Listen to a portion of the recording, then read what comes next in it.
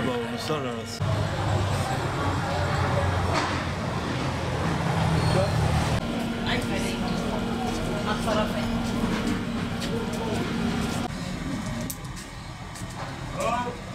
Hello.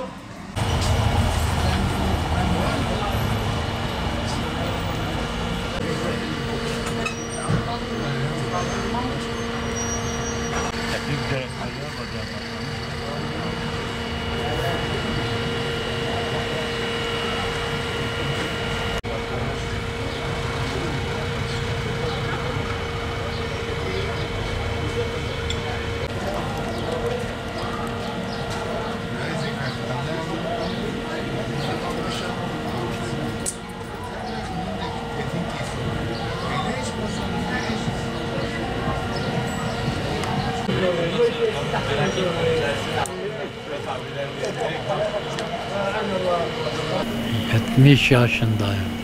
Tezbihlerle uğraşıyorum, ekmek parası kazanıyorum. Yoktur. Ben geçimimi sağlıyorum. Çocuklarımız hepsi gittiler İzmir'e, İstanbul'a. Tek başına kaldım. 5'e kadar okuttum. 5'e kadar okuttum. Şimdi çalışıyorlar. Hepsi çalışıyorlar. Çocukluğumda hepsi sıkıntılarla hayatımız gitti. Çocukluğumuz, ben şeye gittim, çöle gittim, o Kenan Evren etrafımı topladı. Benim kolumu kırdılar, helikopterden attılar beni. Diyor, teröre yemek veriyorsun. Ben çobandım, elimi kırmış. Ben de fakülteye gittim, ameliyat oldum. Şimdi 2 platin içindedir. 1991'de hayatımız boşa geçti. Hayatımız bir gün güzel, bir gün görmedik. Hepsi boşa gitti. Niye? İşte sıkıntılarla, belalarla geçti. Bizi köyden 25 gün, 25 sene Ömerli'de kaldım, köy yasak etti. Diyor, köye giden onu cezalandırır. İşte şey yapmışlar, bizi akşam taarruz ettiler, hepimizi şey ettiler, yaraladılar. İşte aileme baktım, işte hepsi kaçtılar korkusundan. Korktular. 2 çocuklar. Soruyorlar, diyor, daha gelmiyoruz. Ona tövbeler olsun, daha köye gelmiyor. Diyor, köy bizi korkuttular. Akşam bizi taarruz ettiler. Evimizi hepsi yıkmışlar. Allah. Geçim ben %80 raporum vardır, o da iptal etmiş. İptal etmiş, 70 yaş maaşı alıyor. 3 milyar 500 alıyor.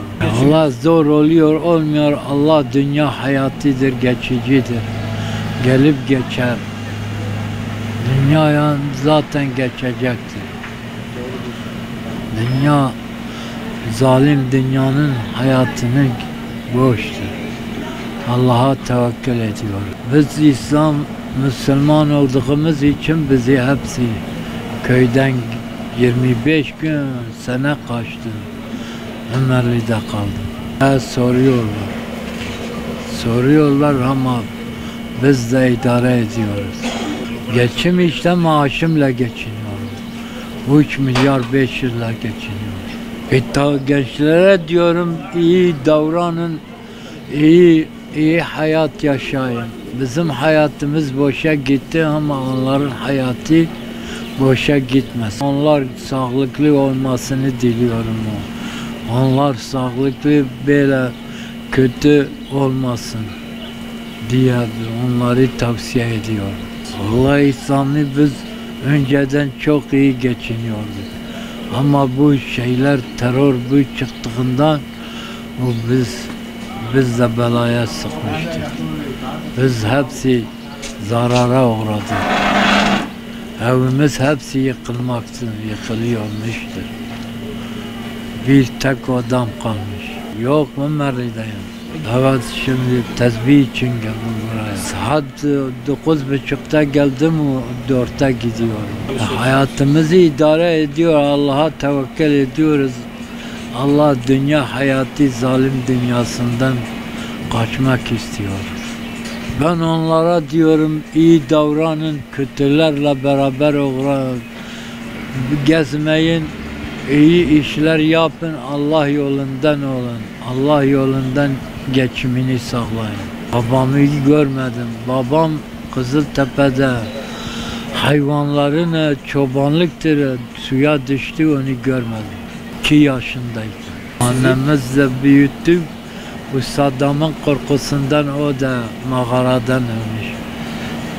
Hepimiz mağaraya girdik diyor, Saddam kimyasal atacak. O hepimiz, annem mağaradan vefat etti. Ben de kaçtım, mağaradan çıktım. Başka hepsi, herkese tavsiye ediyorum, iyilerle uğraşın, kötülerle gitmeyin. Hepsi helal yoldan kazanmak istiyoruz.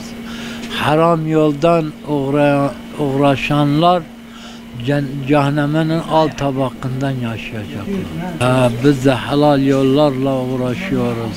Hazreti Muhammed'in yolundan gidiyoruz.